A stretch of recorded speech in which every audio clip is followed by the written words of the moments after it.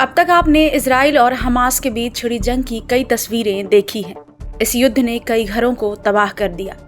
रोती बिलखती तस्वीरें रोज ही social media पर वायरल हो रही हैं। लेकिन हम आपको YouTube की गाइडलाइन की वजह से ये तस्वीरें नहीं दिखा सकते, क्योंकि ये तस्वीरें आपको विचलित कर सकती हैं। लेकिन आपकी स्क्रीन पर चल रही इस तस्वीर को जरा गौर से देख लीजिए। ये तस्वीर है हमास के पार्लियामेंट बिल्डिंग पर इजराइल के कब्जे की। दावा किया जा रहा है कि इजरायली सैनिकों ने गजा की पार्लियामेंट बिल्डिंग पर कब्जा कर लिया है। इस तस्वीर में आप देख सकते हैं कि सैनिकों की फौज इजराइल के झंडे के साथ नजर आ रही है। खुद इजराइल के रक्षा मंत्री योव गैलेंट ने हमास की पार्लियामेंट बिल्डिंग पर कब्जे की जानकारी दी है। सेना ने सोशल मीडिया पर एक तस्वीर शेयर की है, जिसमें इजरायली सैनिक हाथों में हथियार और इजरायली झंडा लिए पार्लियामेंट में बैठे नजर आ रहे हैं। वहीं सामने कई खाली कुर्सियां पड़ी हुई हैं।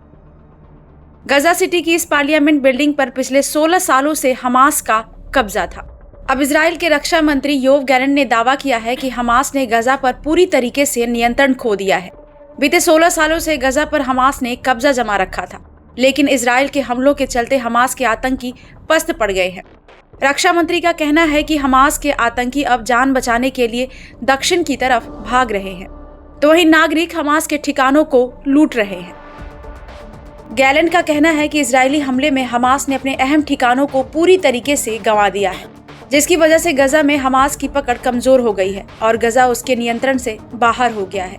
रक्षा मंत्री का कहना है कि पार्लियामेंट बिल्डिंग पर कब्जे के बाद अब जल्द ही पूरे गजा पर इजराइल का कंट्रोल होगा। उन्होंने कहा कि पार्लियामेंट बिल्डिंग पर कब्जे से पूरा गजा कंट्रोल में करना आसान होगा। आपको बता दें कि पिछले 7 अक्टूबर को हमास के आतंकियों ने इजराइल पर हमला किया था। इस हमले में 1200 से ज्यादा लोगों की मौत हो गई थी, जबकि कई लोग जख्मी हुए थे।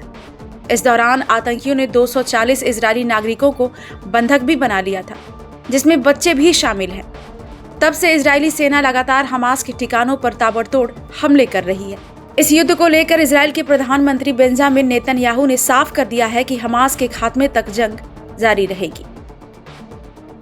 ब्यूरो रिपोर्ट, क्राइम तक।